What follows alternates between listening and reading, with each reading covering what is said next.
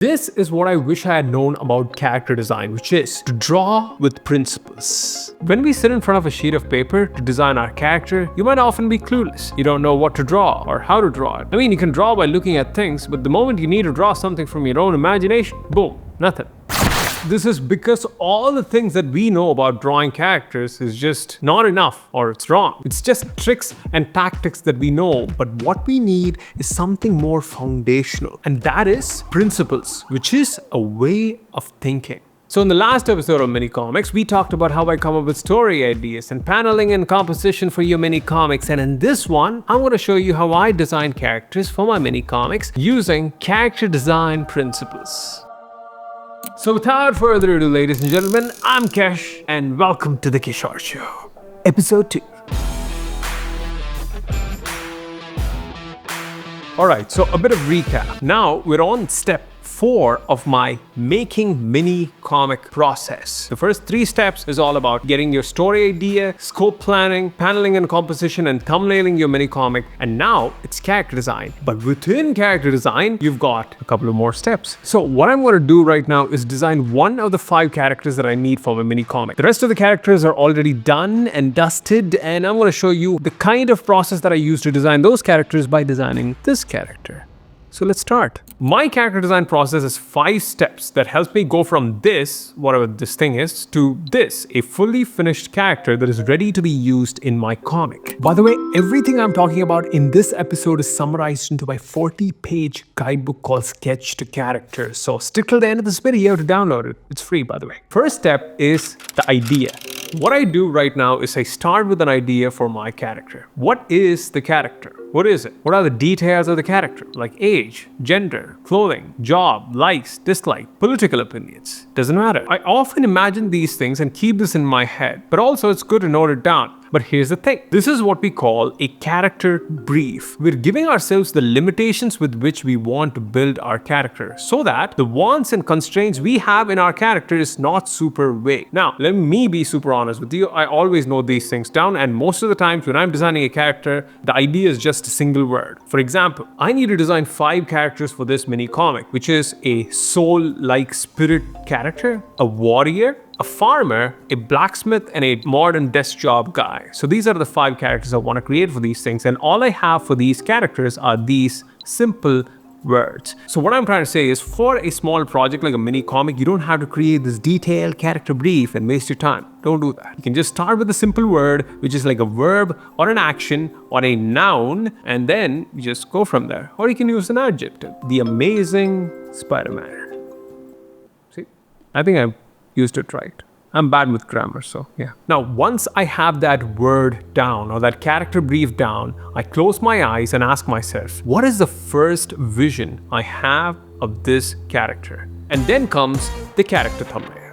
The moment I have an approximate vision for my character, I quickly take out my sketchbook and draw a bunch of super rough thumbnails. These are what I call character thumbnails. These are thumbnail sketches that are drawn often very fast with flat, simple, and 2D shapes. Now this is where I start using character design principles, which is a way of thinking. What the heck are you talking about, Cash? Alright, let's take the principle of shapes, for example, one of the character design principles that I use to draw characters. The whole principle states that your character needs to have certain core shapes in order to have clarity in its design. And that means I ask myself, what are 3 to 5 key shapes that would define the design of my character? And these shapes are often 2D, simple shapes that defines my character. And this foundational principle actually comes from studying and understanding other character designs that are out there. Think of it like this. There are thousands of characters that are there in the world. You can learn to draw each and every single one of them bit by bit and step by step, or you can learn how to draw all of them by learning the foundational principle, which is basically saying, give a man a fish, you'll feed him for a day, teach a man a fish, you'll feed him for life. So if we give someone the character design principles, they can draw any character that they want, and there are approximately 10 character design principles that I use in order to draw characters. For example, I start with the principle of shapes, which states that every character is defined by a core set of shapes that gives clarity in design. So when I'm thumbnailing, I'll ask myself, what are the core 3 to 5 shapes that will help me define the design of my character? For this humanoid character that I'm designing, I usually look at the head, body, the legs, and the arms. These are 4 approximate shapes that I need to decide for. And then I ask myself, what kind of shapes will I use for each of these things in order to define the design of that character? To keep it more simple, if you look at any character design, you can actually find 3 key shapes that will define the look of that character. And that's what this principle of shapes is all about. And there are very many other principles that I'll use, which will sort of add on like filter upon filter upon filter upon filter on my design, which will help me get the final design. All right, back to character thumbnailing. Now, I also use the principle of clarity, which is keeping the character efficient in terms of clarity so that it travels well, meaning simple designs and clear designs travel faster more than complex designs. And the way I test this thing is basically by turning these simple thumbnails that I've drawn into silhouettes and opening them up. If you have a character that is a bit more closed, it's often hard to recognize the character, but when it's open and it's more clearer in its shapes, the character is often more clearer. And that's what this principle of clarity is all about. So we're still in the thumbnailing phase. What I'm doing is using simple key shapes and making sure it's clear enough and open enough as a character and marking all the important details down that is there in my character using these simple key shapes. Another thing that I look out for while I'm doing this, which is the principle of flow, which is to create rhythm in your designs, meaning you don't want your characters to be stiff. So I use line of actions and varying shapes and arrangement of shapes within the design to make it more flowy and rhythmic. For example, here's a badly arranged set of shapes which creates a very strict and a stiff character design, and here's a more loosely and rhythmically arranged set of shapes that creates a more flowy character design. So that is it. The goal of this phase is for me to basically get these quick, rough thumbnail sketches, following and thinking about these principles down on paper so that I can go ahead and research. Yeah, that's what I do next. Now it's time for me to do some research. We got the first draft of our design down on paper, and this step is all about letting external influences affect your design. This is where you take inspirations from the world around you, be it offline or online, into your design. We're searching for things and elements and ideas that could affect our character. This includes things like style, how realistic or abstract do you want your designs to be, visual motifs that you like, a way a hat is drawn or a body part is drawn, or the way the character in general is drawn, the end rendering style that we want to use in our designs. All these things are some things that you want to decide at this phase and often actually allow yourself to be affected by these external influences. And the way I do this is by going to Pinterest. Basically, that's it. Just create a board on Pinterest. Now, here's the thing. You want to create a mixture of other people's character designs that you really admire and real life things that you want to actually take into your design, because real life is the source of all designs. You want to take that and put it in your character, not just create a Frankenstein of other people's characters. Don't do that. So the inspiration I have for this warrior character is from like the Vikings, but I want to take that and sort of give it a more cartoonish vibe and an effect to it. Like Dexter's Lab meets the Vikings. That's the idea that I have. Most designers actually keep this as the second step or even the first step that they do as part of their character design process. I don't, and simply for one reason. I want to create a unadulterated version of my character down on paper. My voice just broke right now. That's why I just changed. I want to create an unadulterated version of my character design from my beautiful brainy head down to the paper so that I can be original.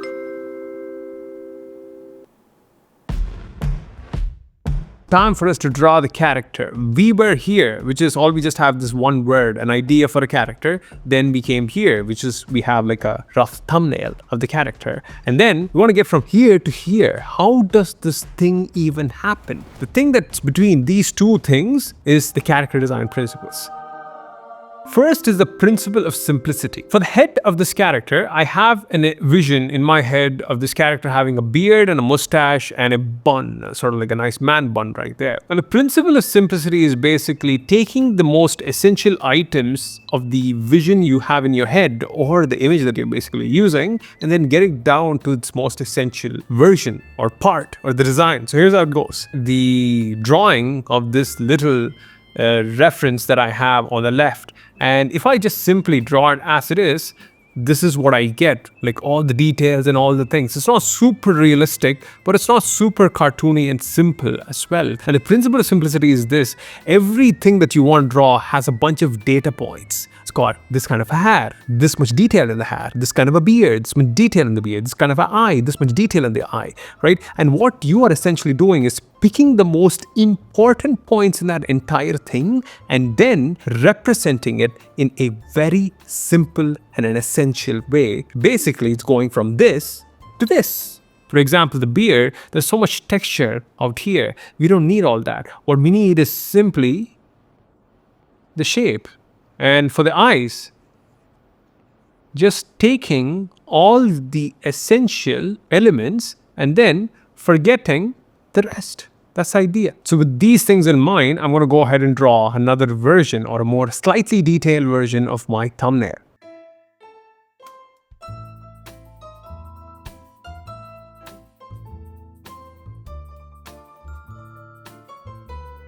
Alright, so I've drawn a more refined version of my thumbnail, but here's a problem. I have made a mistake, which is this: adding the details before getting the base right. I don't like this body shape, right? It's not interesting enough. It's so bland, it's so boring. So here's where I'm going to go ahead and use the principle of representation. I'm going to take the different body parts of this character and try to represent it in a different way, which is like this. The upper body right here becomes this ovular shape with this skull-like thing right here. This is one. And the lower body becomes much smaller. And then the legs become a lot wider and shorter because I want that effect in my design. And I want the arms to be massive. So I'm taking this arm and making it a lot larger. And then I want these huge traps and then somewhat of a cartoony head. And let's not forget the man bun.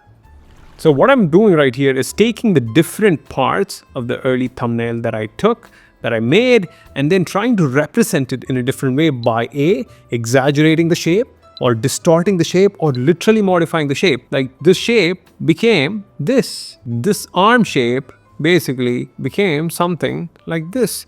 So this is what I'm doing right now. I've sort of established a base shape and upon which I will do a base construction, because we don't want just a 2D character. We want a 3D character that is constructed out of 3-dimensional forms. So that's where the principle of construction comes in, where you use forms like spheres and modified cubes and cylinders to build and construct a solid base for your character. We are also creating variation in our design. You don't want your character to be just bland, just one thing after another thing after another thing. You want a bit of variation, a bit of spice. So you can create variation in terms of, say, size of things, where this is one massive size, this is one medium size, this is one small size. See, this is one sort of variation. And you can create variation in terms of shapes. I'm using more circular shapes right here and more boxy shapes right here for the character. And then slightly more angular, but not too much of an angular shape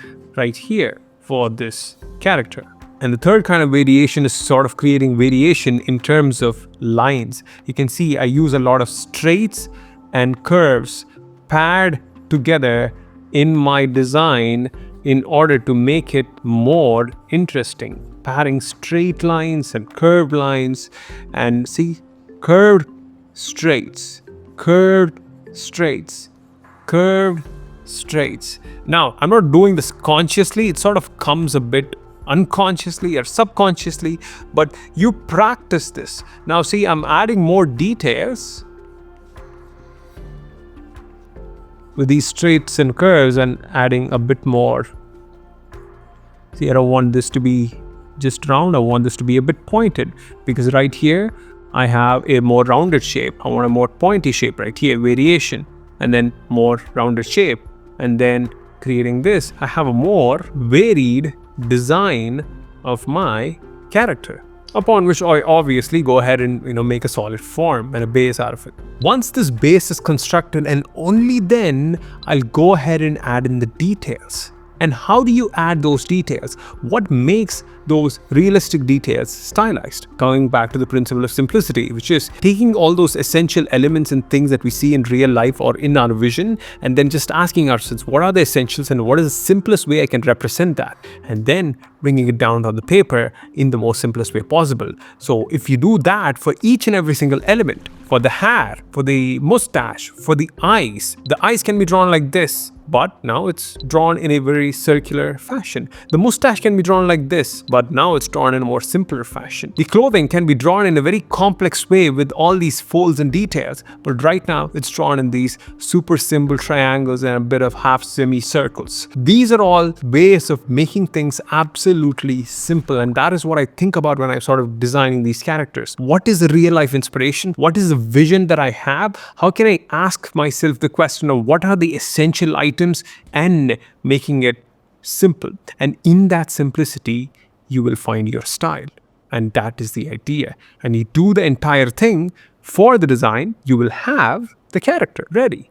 With that, we're on to the last and the final step, which is inking and coloring your designs. This is going to be one of the quickest parts of this entire process, because the way I ink is basically take a brush pen and just go over the entire damn character. Now, I'll attach a separate inking tutorial right here so that you can simply watch and see how I ink a character from start to finish. But here are some of the things that I keep in mind when I'm inking the character, which is to keep the depth that I've created during the pencil and the sketching phase. I want that in my inks, and the way I do that with a lot of strokes and then creating a lot of line weight, making sure lines are thin where they need to be thin and thick where they need to be thick. Now, the coloring part, I try to keep it simple, because for many comics, especially comics in general, you'll be drawing the character and coloring it over and over again. Then that means you got to keep the process as simple as you possibly can. And the way I do that is by just thinking about colors like this. I choose a primary color, a complementary color, a necessary color, and the accents. For example, every character, I have a primary color that stands out. This is the core color of the character. And then I choose the complementary color that goes along with the primary color, which is usually the clothes of the character, sometimes the skin.